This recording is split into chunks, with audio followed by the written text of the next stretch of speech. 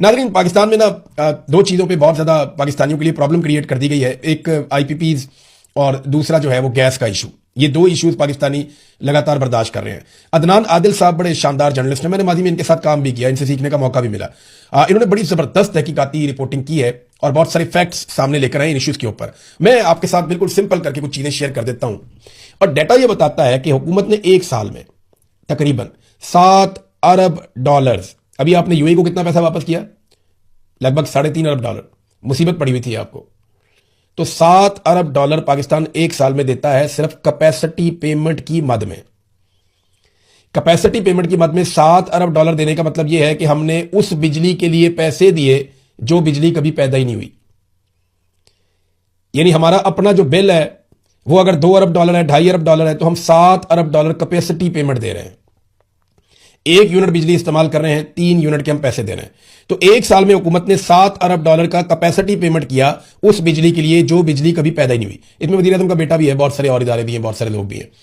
इस हिसाब से 10 साल में मजमूई तौर पर यह रकम 70 अरब डॉलर बनती है, जो पाकिस्तान के बैरूनी कर्जों का निसफ है। यह नाजरीन पाकिस्तान के साथ हो रहा है। एक और डाटा बड़ा जबरदस्त इन्होंने शेयर किया। पिछले 3-4 साल में जब से पाकिस्तान में रजीम चेंज ऑपरेशन हुआ है, गैस की जो कीमतें बढ़ी हैं वो लगभग 900% से 1000% तक बढ़ी है, 9 से 10 गुना। यानी अगर गैस से 100 रुपए थी तो 900 रुपए या 1000 रुपए हो गई। अब आप ये बताएं ये कितनी बड़ी बढ़ोतरी है। यही तो कीमत में बहुत बड़ा इजाफा है कि 100 रुपए वाली चीज आपको 900 रुपए में या 1000 रुपए में मिले।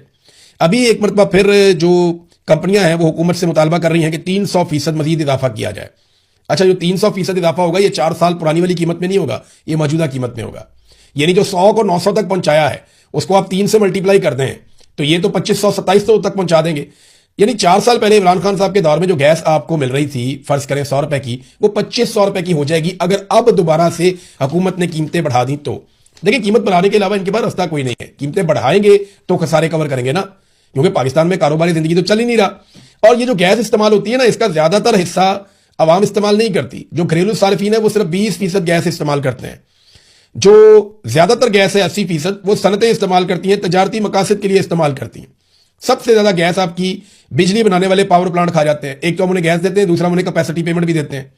और फिर इस गैस की कीमत वो इदारे नहीं देते, उनको तो सब्सिडी के ऊपर गैस मिलती है। खाद बनाने वाली फैक्ट्रियों को 150 अरब की सब्सिडी हर साल हुकूमत देती है गैस के ऊपर।